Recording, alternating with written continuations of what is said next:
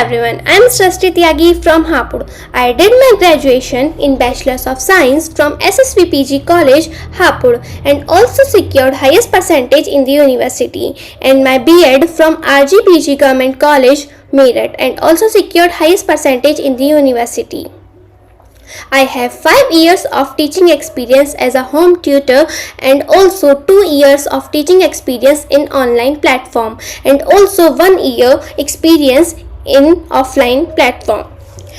My strength is I have good communication skills and also have a good knowledge about my subject. So today our topic is blood and circulation. So let's start our today's topic, blood and circulation. So basically, what is blood and what is circulation? So here, what is circulation?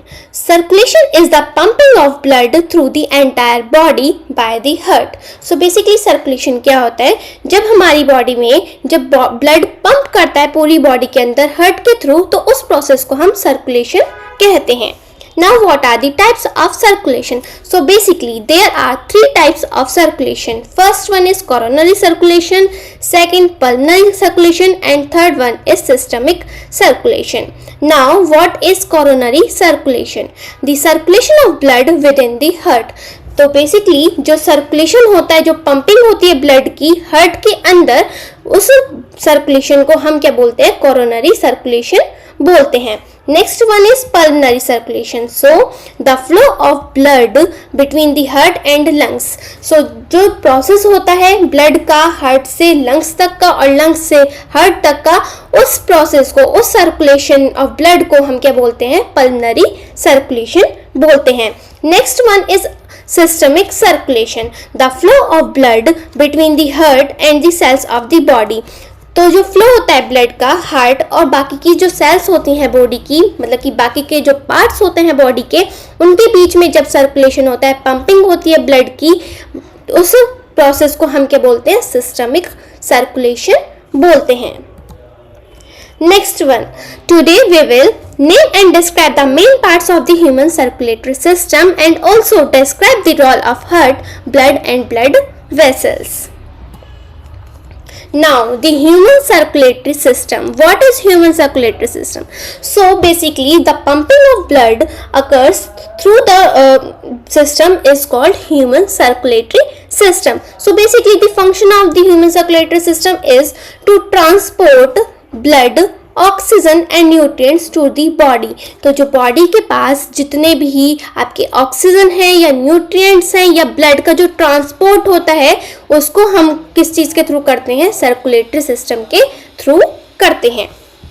Next one is deliver needed materials such as oxygen and glucose to cells of the body.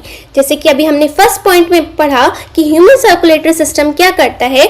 Blood को, oxygen को and nutrients को body के different parts तक पहुंचाता है. इसी तरीके से सेकंड पॉइंट में भी इसी को थोरोली एक्सप्लेन किया गया है. It delivers needed material such as oxygen and glucose to cells of the body. Different cells of the body के पास ये क्या है? जरूरत का सामान पहुंचाता है, डिलीवर करता है, जैसे कि हमारी ऑक्सीजन हो गई है और ग्लूकोज हो गया है. Next, what are the main parts of the human circulatory system? So basically, human circulatory system has 3 main parts: heart, blood vessels, and blood. Now, what is heart? It works as a pump to move the blood around the body. Basically, अभी हमने पढ़ा circulation क्या होता है. Body के अंदर जितनी भी पंपिंग होती है ब्लड की, उसको हम क्या बोलते हैं? उस प्रोसेस को सर्कुलेशन कहते हैं. और जिस ऑर्गन के थ्रू, जिस सिस्टम के थ्रू ये होता है, उस सिस्टम को हम सर्कुलेटरी सिस्टम बोलते हैं, और जिस ऑर्गन के थ्रू होता है उसको हम बोलते हैं heart. It works as a pump to move the blood around the body. ये एक पंप की तरह काम करता है, जिससे क्या है कि ब्लड जो है वो पूरी बॉडी के अंदर मतलब मूव करता है. It has 4 chambers. जो ह्यूमन हार्ट है उसके अंदर 4 चैम्बर्स होते हैं. 2 अट्रिया, जिसको हम बोलते हैं 2 अट्रिया होते हैं, upper chambers, and 2 ventricles, there are lower chambers. As you see in this picture, there are 4 chambers in human heart. Left atrium, right atrium, left ventricle and right ventricle. Two upper chambers are right atrium and left atrium, and lower chambers are right ventricle and left ventricle, which we study thoroughly next slide. So let's examine how blood flows through the heart. So here the right atrium takes in blood carrying carbon dioxide. As we all know, the deoxygenated blood is the impure blood. जो impure blood होता है हमारी body के अंदर, उस blood को हम बोलते हैं deoxygenated blood, क्योंकि उस ब्लड के अंदर कार्बन डाइऑक्साइड प्रेजेंट होती है उस ब्लड के अंदर. So the right atrium takes in blood. As we already studied that our human heart consists of 4 chambers: right atrium, left atrium, right ventricle and left ventricle. So the process starts from the right atrium. Right atrium से क्या होता है कि जो blood होता है, impure blood होता है, डीऑक्सीजनेटेड ब्लड होता है, या उस ब्लड के अंदर कार्बन डाइऑक्साइड होती है, वो सुपीरियर वेना कावा से, ये वाला ब्लू वाला पार्ट देख रहे हो, वाल्व देख रहे हो, इसको हम सुपीरियर वेना कावा बोलते हैं. इससे क्या करता है, एंटर करता है राइट एट्रियम से, जो डीऑक्सीजनेटेड ब्लड है वो हार्ट के अंदर एंटर करता है. Next step is blood is squeezed down into the right ventricle. Right atrium से हमारा ब्लड एंटर करेगा, डीऑक्सीजनेटेड ब्लड एंटर करेगा, और फिर वो राइट एट्रियम से कहाँ जाएगा, हमारा राइट वेंट्रिकल में जाएगा, and taken to the lungs, और फिर वहां से कहाँ जाएगा, लंग्स के पास जाएगा, where oxygen replaces carbon dioxide. जैसे कि अभी हमने पढ़ा कि ये हमारे ब्लड हार्ट के 4 चैम्बर्स होते हैं. ये वाला राइट एट्रियम होता है, ये लेफ्ट एट्रियम होता है, ये राइट वेंट्रिकल और ये हमारा लेफ्ट वेंट्रिकल है. तो राइट एट्रियम से हमारा डीऑक्सीजनेटेड इम्प्योर ब्लड हमारा एंटर करेगा, फिर वो कहाँ जाएगा, हमारे राइट वेंट्रिकल में जाएगा, और राइट वेंट्रिकल से कहाँ चला जाएगा, हमारे लंग्स में चला जाएगा, टू द लेफ्ट लंग. इसके बाद क्या होगा, oxygen carrying blood from the lungs enter the left atrium.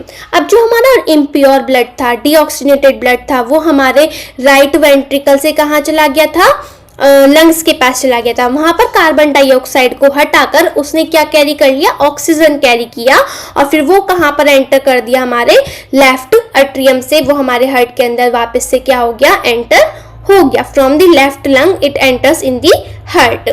Next step is blood is pumped into the left ventricle and starts its journey again throughout the body.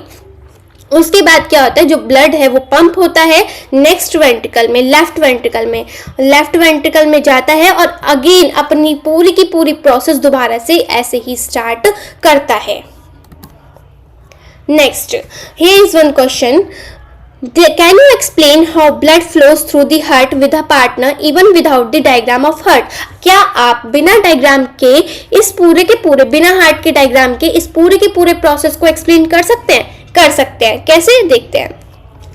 So here as you see in this picture there are 4 blocks. This one is right atrium, right ventricle, left atrium, left ventricle. As we already study, from the blood the deoxygenated impure blood enters in the right atrium. जो impure blood है वो कहाँ पर आएगा, right atrium में जाएगा. right atrium से squeeze होकर कहाँ जाएगा, हमारे right वेंट्रिकल में जाएगा. राइट वेंट्रिकल से कहाँ जाएगा, हमारे लंग्स में जाएगा, और लंग्स में जाके जो डीऑक्सीजनेटेड, जो इम्प्योर ब्लड था, वो कैसा हो जाएगा, ऑक्सीजनेटेड ब्लड हो जाएगा, मतलब कि वो प्योर ब्लड हो जाएगा. फिर वो लंग्स से कहाँ जाएगा, लंग्स से जाएगा हमारे लेफ्ट एट्रियम में. लेफ्ट एट्रियम में जाने के बाद फिर वो कहाँ जाएगा, हमारे लेफ्ट वेंट्रिकल में. फिर लेफ्ट वेंट्रिकल से फिर से कहाँ जाएगा, हमारी बॉडी में, और पूरी बॉडी में फिर से वो पूरी बॉडी में क्या करेगा, फ्लो करेगा, सर्कुलेट करेगा, जिस पूरे प्रोसेस को हम क्या कहते हैं, सर्कुलेशन कहते हैं. Next, what is blood? As we already study that circulation क्या होता है, ब्लड की पंपिंग होती है. ब्लड को पूरे पूरे शरीर के अंदर, पूरी बॉडी पार्ट्स के अंदर उसको सर्कुलेट कराना, उस प्रोसेस को हम सर्कुलेशन कहते हैं. लेकिन ब्लड क्या होता है, अब हम वो पढ़ने वाले हैं. It is a special fluid primarily contained within the blood vessels. Blood क्या होता है, एक ऐसा fluid होता है जो कहाँ पर प्रेजेंट होता है, blood vessels के अंदर प्रेजेंट होता है. Function of blood, main thing, अगर हम कोई चीज़ पढ़ रहे हैं तो उसका फंक्शन बहुत इंपॉर्टेंट होता है. Function of blood, it delivers necessary substance such as nutrient and oxygen to the cells. As we all know, हमारी बॉडी जो होती है वो various types of cells से बनी हुई होती है और cells के को अगर ऑक्सीजन और न्यूट्रिएंट्स टाइम टू टाइम ना भेजे जाएं, ना ट्रांसपोर्ट किए जाएं तो वो सेल्स डैमेज होना शुरू कर देती है. तो बेसिकली ब्लड का मेन फंक्शन क्या होता है? It delivers necessary substances such as nutrient and oxygen to the cells. Next है, it has 4 main components, red blood cell, white blood cell, platelets and plasma. तो जो हमारा ब्लड होता है वो 4 चीजों से मिलकर बना हुआ होता है. कौन कौन सी? RBC, WBC, platelets and plasma. Now we study it thoroughly. What are the red blood cells? As you see in this picture, there are the sickle cells shaped of the RBC. इनकी कैसी shape होती है? Sickle cell type होती है. It carry oxygen, nutrient and waste. RBC का काम क्या होता है? ये कैरी करता है ऑक्सीजन को, न्यूट्रिएंट्स को और जो वेस्ट मटेरियल होता है उसको भी कैरी करता है ताकि वो उसको बॉडी से डिस्पोज कर सके. नेक्स्ट है डब्ल्यूबीसी. और हाँ, आरबीसी को हम क्या बोलते हैं? इरिथ्रोसाइट्स भी बोलते हैं. Next one is WBC. Fight diseases and protect the body from infection. ये क्या करती हैं? डब्ल्यूबीसी क्या करती हैं? व्हाइट ब्लड सेल्स मतलब कि क्या काम करती हैं? अगर किसी इंसान को कोई भी बीमारी हो जाती है तो ये उससे लड़ने में हेल्प करती हैं और ये प्रोटेक्ट करती हैं पूरी बॉडी को इन्फेक्शन से. नेक्स्ट है platelets. Platelets gather at the site of injury and help the clotting process. मान लीजिए किसी को चोट लग जाती है और खून बह रहा होता है तो वहां पर जाकर क्या करती है? ये ब्लड क्लॉटिंग करने स्टार्ट करती है, जिससे कि क्या होता है कि जो खून है वो बहना रुक जाता है, मतलब रुक जाता है वो, और उसकी वजह से क्या है कि इंसान की जान बच जाती है. Next one is plasma. Plasma straw coloured liquid where the other components float in. Plasma क्या होता है? प्लाज्मा एक स्ट्रोक कलर्ड लिक्विड होता है जो कि ब्लड के अंदर ही पाया जाता है और क्या करता है? बाकी के ब्लड के अंदर जो बाकी के जो कंपोनेंट्स होते हैं उनको फ्लोट करने में हेल्प करता है. Next one is when someone has a blood test, a small amount of blood is taken and kept in a tube for testing. जब कोई इंसान को कोई भी बीमारी होती है तो सबसे पहले हम क्या कराते हैं? उसका ब्लड टेस्ट कराते हैं और उसको एक टेस्ट ट्यूब में रख लेते हैं. तो as you seen in this picture, ये हमारी एक ब्लड की वो है. तो ये येलो पार्ट को हम क्या बोलते हैं? प्लाज्मा. ये व्हाइट वाला हमारा डब्ल्यूबीसी और प्लेटलेट्स हो गया और red one red blood sales हो गया. Blood is divided into its components with the heaviest part at the bottom. तो जो हैवीएस्ट पार्ट होता है ब्लड का वो क्या होता है? हमारा आरबीसी होता है, वो सबसे नीचे होगा. उसके बाद डब्ल्यूबीसी और प्लेटलेट्स आती हैं और फिर सबसे हल्का लाइटेस्ट मटेरियल हमारे ब्लड के अंदर वो क्या होता है? हमारा प्लाज्मा होता है. Now, what are the blood vessels? As we study already that जो blood होता है वो हमारा कहाँ पाया जाता है? blood vessels के अंदर. As you see in this picture, in the body there are 2 types of vessels: red blood vessels and blue blood vessels. These are tubes and channels that carry blood throughout our body. तो ये जो vessels होती है ये क्या करती है? हमारी बॉडी के हर एक पार्ट तक ये ब्लड को पहुंचाने में हेल्प करते हैं, जिसमें क्या होता है? ब्लड का सर्कुलेशन होता है पूरी बॉडी में. वो किसके थ्रू होता है? ब्लड वेसल्स के थ्रू होता है. There are 3 types of blood vessels. हमारे शरीर के अंदर 3 तरीके की ब्लड वेसल्स पाई जाती हैं: veins, arteries and capillaries. Each one differs in size and structure. तीनों ही तरीके की जो वेसल्स होती हैं वो डिफरेंट होती हैं अपने स्ट्रक्चर में, अपनी शेप में, अपने साइज में. नेक्स्ट है हमारा ब्लड वेसल्स. सो सबसे पहले हमारी कौन सी वेसल्स थी? Arteries, second capillaries and third one is veins. तो सबसे पहले हम आर्टरी पढ़ेंगे. It has the thickest wall of all 3. मतलब कि तीनों कैपिलरीज में सबसे ज्यादा मोटी लेयर जो होती है, वॉल जो होती है, वो आर्टरी की होती है. As you seen is this picture, जो सबसे मोटी जो वॉल होती है वो किसकी होती है? हमारी आर्टरी की होती है. allowing it to withstand the high pressure created by the heart. और ये क्या करती हैं? जो आर्टरीज होती हैं, जो प्रेशर पड़ता है ब्लड का पंपिंग के थ्रू बॉडी में, तो ये उस प्रेशर को कंट्रोल करने के लिए, उस प्रेशर को झेलने के लिए इसकी सबसे थिकेस्ट वॉल होती है किसकी? आर्टरीज की. Next one is capillaries. It has the thinnest wall. मतलब कि सबसे थिकेस्ट वॉल किसकी होती है? आर्टरीज की होती है, जो प्रेशर को मतलब विदस्टैंड करती है. और जो सबसे हल्की वॉल होती है वो होती है हमारी कैपिलरीज की. To allow substances such as oxygen and sugar to pass through its wall into और आउट ऑफ द ब्लड, मतलब कि हमारे ब्लड के अंदर ऑक्सीजन होती है, शुगर होती है, तो वो जो शुगर और वो जो ऑक्सीजन है वो ब्लड के जो मॉलिक्यूल्स हैं उसके अंदर आ जा सके, पास हो सके, उसकी वजह से जो कैपिलरीज की जो वॉल्स होती हैं वो सबसे ज्यादा थिनेस्ट होती हैं। इसके बाद आती है हमारी वेन्स।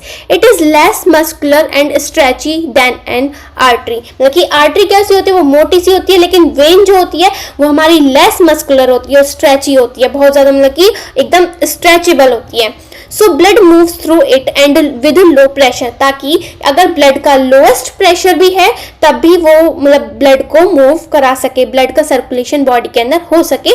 तो ये किस में होता है, हमारा वेन्स में होता है। It also has a special valve that helps blood go only one way, और ये क्या करता है, वेन्स का क्या करता है कि सिर्फ इसमें जो प्रेशर होता है, इसमें जो पंपिंग होती है ब्लड की वो वन डायरेक्शनल होती है, एक ही डायरेक्शन में इसके अंदर ब्लड पंप होता है। इसके बाद हमारी आर्टरीज है। आर्टरीज का फंक्शन क्या है, carries blood away from the heart. इसमें क्या करता है, आर्टरी क्या करती है, जो ब्लड होता है उसको हार्ट से थोड़ा दूर ले जाता है, अवे ले जाता है। इसके लिए एक टिप भी है, remember A for artery and away from the heart, मतलब कि ए फॉर आर्टरी होती है और आर्टरी क्या करती है, दिल से जो ब्लड का फ्लो होता है उसको दूसरी डायरेक्शन में फ्लो कराती है। Next one is capillary, assist in the exchange of substances between the blood and tissue. ये क्या करती है, हेल्प करती है एक्सचेंज होने में जो सब्सटेंसेस हैं ब्लड और टिश्यू के बीच में। Next one is when, carries blood back towards the heart, मतलब कि आर्टरीज क्या करती हैं, जो हमारा हार्ट है वहां से ब्लड को ले जाती हैं पूरी बॉडी सिस्टम में, पूरी बॉडी पार्ट्स में उसको ले जाती हैं। कैपिलरीज उनको एक्सचेंज करने में हेल्प करती है और वेन्स क्या करती है, उसी ब्लड को वापस लाने में, हार्ट तक वापस लाने में हेल्प करती हैं। Now, sickle cell disease is an inherited blood disorder. Sickle cell disease क्या होती है, ये इनहेरिटेड ब्लड डिसऑर्डर होता है, मतलब कि ये जन्म से होता है। People with SCD have red blood cells that become hard and sticky, forming a C-shaped blood cell instead of the healthy disc shaped, मतलब कि जैसे कि अभी हमने पढ़ा प्रीवियस स्लाइड में कि जो रेड ब्लड सेल्स होती हैं वो सिकल सेल शेप की होती हैं। सिकल मतलब कि पॉइंटेड होती हैं टिप से और मिडिल में से थोड़ी सी मोटी होती हैं। तो अगर किसी व्यक्ति को, किसी इंसान को सिकल सेल डिजीज हो जाती है तो वो जो रेड ब्लड सेल की जो शेप होती है वो थोड़ी चेंज हो जाती है और वो थोड़ी मोटी हो जाती है। वो सेल्स कैसी हो जाती हैं, थिक हो जाती हैं। अब बात आती है कि ये हमारे मतलब सर्कुलेशन में कैसे, मतलब क्या रोल प्ले करती है sickle cell disease. The irregular shape of the sickle cell shaped blood cell make it easy to clog and block the blood flow. अगर जो शेप होगी, जो साइज होगी, जो थिकनेस होगी आरबीसी की, अगर वो थिक हो जाएंगी और भी ज़्यादा, पहले से ही थिक होती है और अगर वो और ज़्यादा थिक हो जाएंगी तो वो ब्लड क्लॉटिंग में ब्लड क्लॉट करने लग जाएंगी और जो ब्लड फ्लो का जो रास्ता है, जो वेन्स और कैपिलरीज के अंदर जो वो होता है एरिया होता है, उसको ब्लॉक कर देगी, जिसकी वजह से क्या होगा, जो ब्लड है वो फ्लो नहीं कर पाएगा। This can cause pain and other serious infection, जिसकी वजह से बॉडी के अंदर बहुत ज़्यादा पेन हो सकता है और बहुत सारे काफ़ी इन्फेक्शंस भी हो सकते हैं। So basically this is the recap of our today's topic, blood and circulation. The circulatory system delivers oxygen and nutrients to the body which is also removing waste. तो basically circulation क्या होता है, पूरी body के अंदर जो blood होता है उसको फ्लो कराना, ये सर्कुलेशन होता है और उस सिस्टम को हम क्या बोलते हैं, सर्कुलेटरी सिस्टम। और उसका काम क्या होता है, ये डिलीवर करता है ऑक्सीजन और न्यूट्रिएंट्स को पूरी बॉडी के अंदर और ये रिमूव करता है वेस्ट को। सबसे पहला इसका हमारा मेन पॉइंट होता है हार्ट, जो कि एक मस्कुलर ऑर्गन है और इसके 4 चैम्बर्स हैं और ये क्या करता है, पंप करता है ब्लड को पूरी बॉडी के अंदर। Next one is blood has 4 components. ब्लड के 4 कंपोनेंट्स होते हैं, plasma, RBC, WBC and platelets, और ये कैरी करता है oxygen, nutrient and waste. Next one is blood vessels. Blood vessels are of 3 types: arteries, veins and capillaries, and also serves as a channel for blood. और ये एक channel बना लेता है ब्लड के फ्लो के लिए। Thank you. अगर आपको मेरा टॉपिक अच्छा लगा हो तो थैंक यू सो मच।